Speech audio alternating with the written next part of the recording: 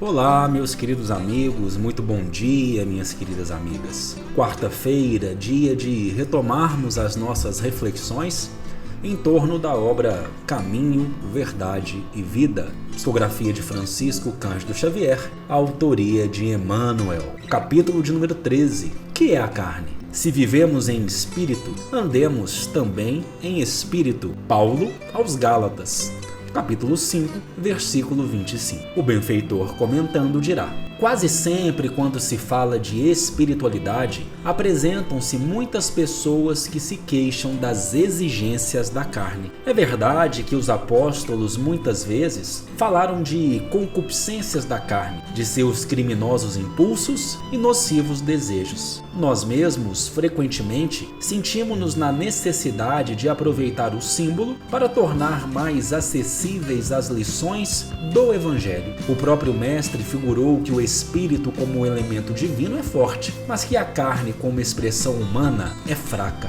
Entretanto, o que é a carne? Cada personalidade espiritual tem o seu corpo fluídico e ainda não percebestes, porventura, que a carne é um composto de fluidos condensados? Naturalmente, esses fluidos, em se reunindo, obedecerão aos imperativos da existência terrestre, no que designais por lei de hereditariedade. Mas esse conjunto é passivo e não determina por si. Podemos figurá-lo como casa terrestre, dentro da qual o espírito é dirigente. Habitação essa que tomará as características boas ou más do seu possuidor. Quando falamos em pecados da carne, podemos traduzir a expressão por faltas devidas à condição inferior do homem espiritual sobre o planeta.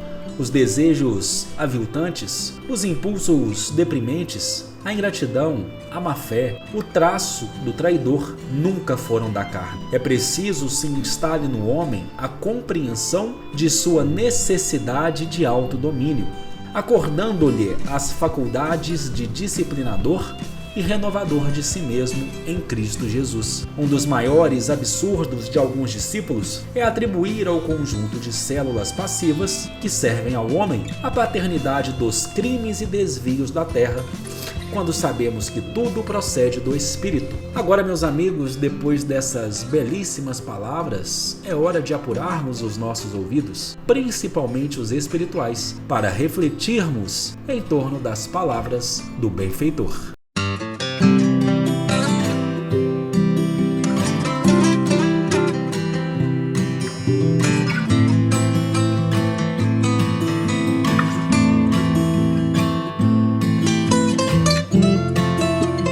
Os comentários do benfeitor são belíssimos, porque eu costumo dizer que nós, individualidades humanas em estado provacional, em caráter provacional e expiatório, nós somos mestres em procurar culpados para as questões que nos fazem cair. E um desses grandes culpados que tem permeado a nossa história evolutiva é a carne. Sou assim porque Deus me fez assim. Incorro, erro, falho, caio porque a carne é fraca. É um ditado muito popular. A carne é fraca. Emmanuel é cirúrgico e ele traz aqui um ensinamento de Paulo. Se nós vivemos em espírito, se a nossa vida verdadeira é a vida espiritual, nós somos seres espirituais atravessando experiências corporais, se a nossa vida verdadeira é a vida espiritual, nós precisamos aprender a andar também em espírito. Nós precisamos entender que o espírito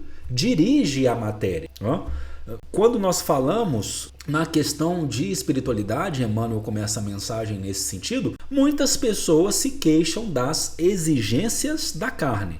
Colocam na carne a culpa pelos seus criminosos desejos. Porque nós temos dificuldade na questão da assunção, na questão de assumir responsabilidades. E aí Emmanuel faz um exercício muito belo. O que é a carne? É o título da mensagem. O que é a carne? E aí ele vai dizer que a carne é uma condensação de fluidos, é um composto de fluidos condensados. Obedece à lei de hereditariedade. É uma casa terrestre onde o espírito dirige. Não é a carne que dirige o espírito, é o espírito que dirige a carne. E a carne, dirigida pelo espírito, ela obedece às tendências desse espírito. Ela obedece às nossas tendências boas ou más. Então nós precisamos analisar quais são as nossas tendências. Emmanuel tem outra mensagem belíssima chamada Origem das Tentações, onde ele vai comentar um trecho de Tiago dizendo-nos que cada um é tentado quando atraído e engodado pela sua própria concupiscência. A tentação é a exteriorização daquilo que há em nós. Nós permitimos exteriorizar o que de negativo existe em nós. Então a gente precisa identificar as nossas tendências negativas e nós precisamos nos autodisciplinar. A mensagem de Emmanuel fala sobre isso. E nós precisamos nos autodisciplinar para que esses comportamentos menos dignos não sejam exteriorizados ou, se forem exteriorizados, possam ser reconstruídos através de atitudes virtuosas. Quando nós falamos, voltando à mensagem, quando nós falamos em pecados da carne, nós estamos falando em faltas devidas à condição inferior da individualidade espiritual. Os desejos, os impulsos deprimentes, os desejos aviltantes, a ingratidão, a má-fé, o traço do traidor, nunca foram da carne, mas são sim características do espírito ainda devedor.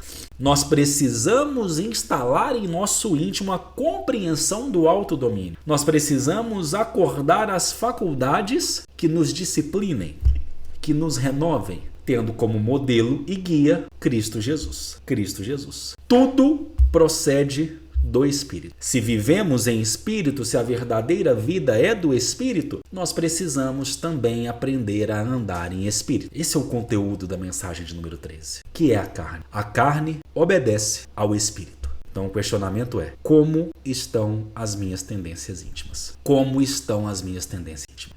Quais são os fundos pervertidos e deturpados da minha personalidade profunda que eu preciso trabalhar e melhorar? Não é a carne que é culpada. Sou eu que sou responsável por aquilo que eu pratico. Fez sentido para vocês, meus amigos? Então, você já sabe. Por favor, caso ainda não seja inscrito aqui no canal do NEP Honório Abreu, deixe aqui a sua inscrição, apoie o nosso trabalho, acione o sininho das notificações, acompanhe os nossos estudos que são diários, curta, compartilhe, comente. Nossa família está crescendo, mas para que fique cada vez maior, é preciso que outros corações sejam convidados. De nossa parte, continuamos a desejar um dia abençoado e maravilhoso. E eu, Uriel Augusto, como sempre, tenho apenas mais uma coisa a dizer. Até o nosso próximo encontro.